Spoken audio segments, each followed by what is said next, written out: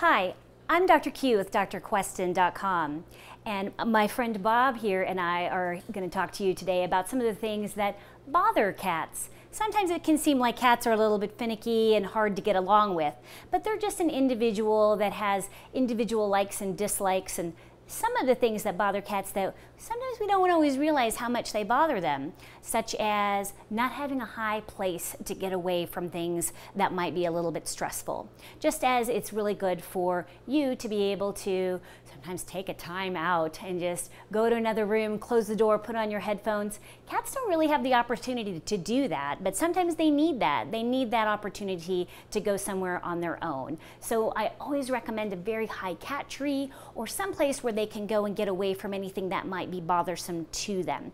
So that's one thing to definitely keep in mind about kitties, is having an opportunity to do that. So the other thing that you can think about that's going to bother cats is a dirty litter box. Nobody likes to have to walk through poop in order to go to the bathroom to have their next poop. So it's definitely important. Sounds kind of funny, but keeping that box scooped every day. I scoop my boxes. I have 4 cats, and I scoop my boxes twice a day. But if I do it twice a day, it only takes a couple of minutes.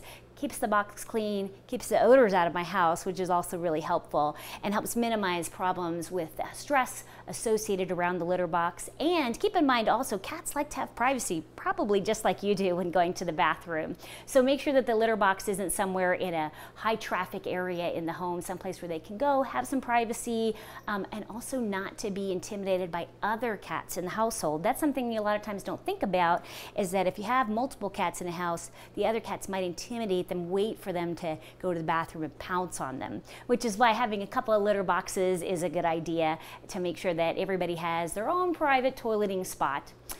Some of the other things that in my experience have bothered cats are being maybe on camera too long, so it becomes bothersome for them, and that's okay. We'll just let him wander off and do whatever he wants to do.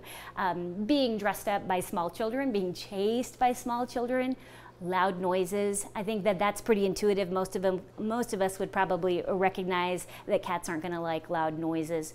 Dogs can be bothersome to cats, especially if it's a dog that frightens the cat, chases them around, tries to eat their food, bothers them around the litter box. Again, those are all things where it's really great if your cat has a place where they can get away from either another cat or a dog that might be bothering them. So just watch your cat's behavior. They tell us all the time the things that are bothering them. If they lay their ears back, if they go away, if you're trying to play with them and suddenly they stop and they give you this angry look, that's a good time to just realize that they've had enough and it's time to back off and say, hey, it's all right, I'm sorry, I crossed your threshold of comfort, and we'll stop and pick this game up another day.